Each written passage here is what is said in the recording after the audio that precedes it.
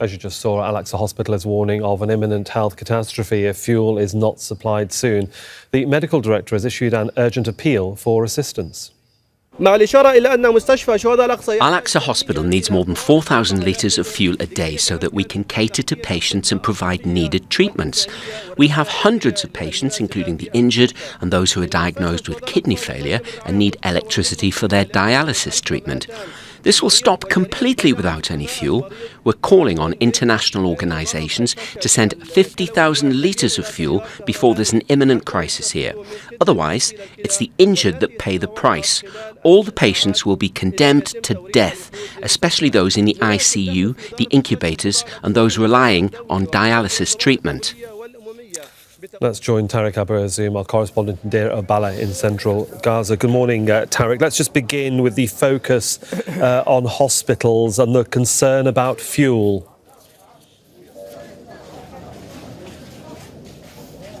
Well, that's right, Suhail. Good morning.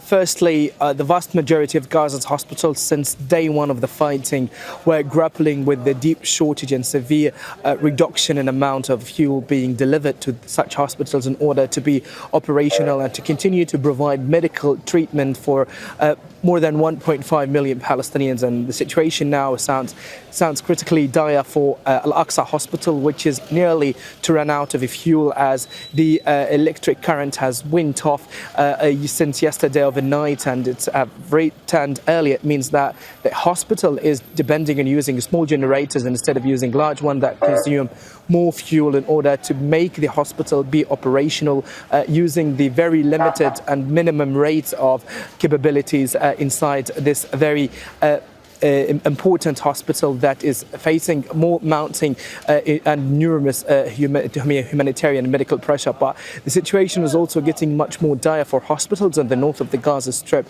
in particular in Kamal Adwan Hospital, that has been hit twice yesterday overnight by the Israeli artillery that is advancing towards the entrance of that medical compound. Alongside that, al-Awda Hospital, as we've been hearing from medics there, that the Israeli soldiers have been crashing and destroying everything, including the doors of the hospital, the departments, as the military has been using loudspeakers in order to order people and families of the patients to flee from the buildings of that medical compound that was previously, by the way, stormed by the Israeli army. And at the same time, some of the medics refused to flee until the Israeli military forces could bring ambulances which can help patients in critical conditions to flee to western side of Gaza City, or at least to a place which they can get a kind of proper medical treatment. So the overall situation is getting dire as more appeals being made by the WHO to afford them an urgent protection.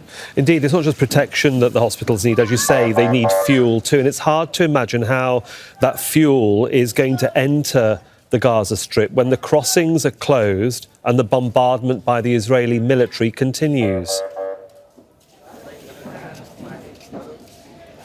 Well, that is the striking reality, in fact, Suhail. Now, the Israeli military continues to close borders, including Rafah and Karm Abu Salam crossing the south, and there is no any kind of aid now getting from the north of the Strip. Only what has been getting into the Gaza Strip are commercial trucks that had been entering the territory in coordination with the Israeli army, and only humanitarian aid supplies from the recently floating dock that was established in the coastal line of the Gaza Strip. And the numbers of aid trucks that get into the Strip cannot really match the immense needs of Gaza's population. So what was happening before is that the hospital was receiving a very limited number of convoy of fuel by the UNRWA and by some of the humanitarian organizations, but these organizations themselves right now are grappling in order to afford fuel for their facilities. It means that they are even struggling to be operational on the ground, and this is a clear result of the military